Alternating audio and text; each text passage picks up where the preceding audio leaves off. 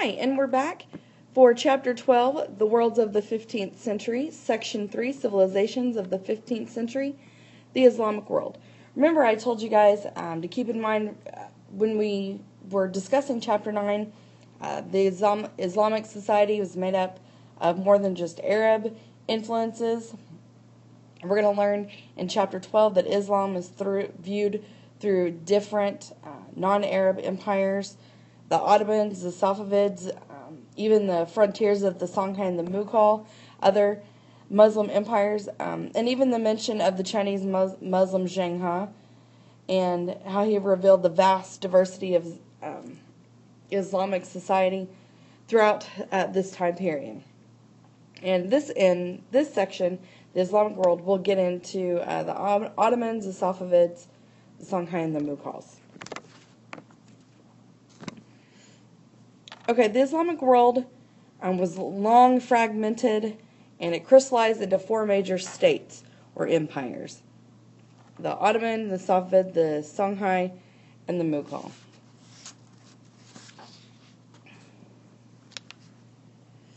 And the most notable change was in the political realm, and the long-term process of conversion within these empires continued the cultural transformation of those Afro-Eurasian societies.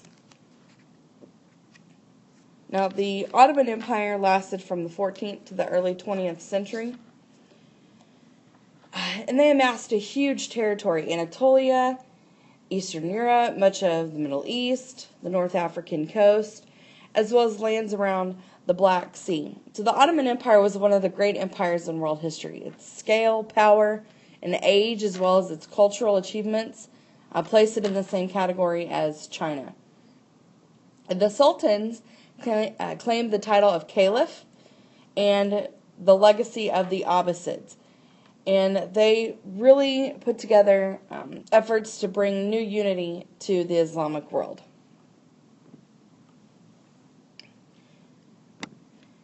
But there was Ottoman aggression towards Christian lands, specifically the fall of Constantinople in 1453, and then the 1529 siege of Vienna.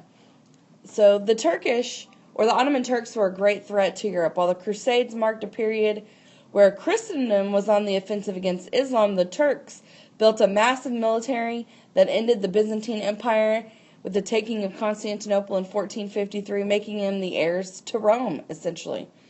And the Ottoman Turks would then lead a series of military campaigns into Europe, thus the siege on Vienna in 1529. And so many Europeans feared the invasion of the Ottoman Turks. Now the Safavid Empire emerged in Persia from a Sufi religious order. And the empire was established shortly after 1500 and imposed Shia Islam as the official religion of the state. And the Shia Safavids versus the Sunni Ottomans was really brought out some rivalry and some sharp, distinct religious differences. After 1500, the Safavids emerged as a rival to the Ottomans, and albeit based in Persia, they promoted the Shia branch of Islam and thus fueled a sectarian conflict with the Sunni Ottomans. And so they fought periodically between 1534 and 1639. And here's an excellent map that shows you the different empires that we'll cover. Of course, we've talked about the Ottoman Empire and the Safavid Empire. We will also look at the Songhai Empire and the Mughal Empire. And you can see outlined in blue is what's considered the Muslim world. So different empires, but all considered part of the Islamic world, approximately 1500. All right, just a side note here, I know that Songhai can be spelled different ways. For example, the Songhai as well as Songhai. Shai, which some of you might have seen. So just want to let you know, same thing. Okay, on the frontiers of Islam, the Songhai and Mughal empires. The Songhai Empire rose in West Africa in the second half of the 15th century. And Islam was limited largely to the urban elites. So not the entire mass of the populace had access to Islam and its practices. Sunni Ali followed Muslim practices, one of the leaders, but was also regarded as a magician with an invisibility charm. And the Songhai Empire was a major center for Islamic learning and trade. Islam came to West Africa via the Trans-Sahara trade, and the Songhai Empire was an Islamic successor to the previous empires in the region. And on the edge of the Muslim world, the Songhai spread Islam, but also blended those African traditions into their practice and culture. And the Mughal Empire in India was created by a Turkic group that invaded India in 1526. And over the 16th century, the Mughals gained control of most of India and made efforts to create a partnership between Hindus and Muslims. So we have political unity and religious diversity in India. The Mughals brought a rare moment of political unity to India. Remember, we've learned that there have been very few huge centralized empires that have developed in India.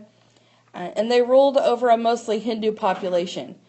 And so they were initially very tolerant of non-Muslims and created a diverse and vibrant cultural world.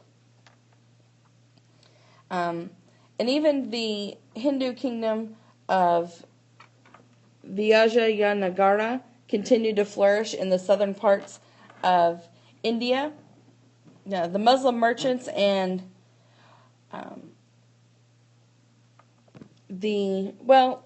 before we get to the Muslim merchants, let's talk about the age of these four great Muslim empires, called the second flowering of Islam. And this is a new age of energy, prosperity, and essentially cultural brilliance. The spread of Islam made it to new areas like Southeast Asia, and this is where those Muslim merchants and Sufi mystics are important. The Muslim empires promoted both the expansion of trade and the faith by sending merchants into Southeast Asia and even on to China.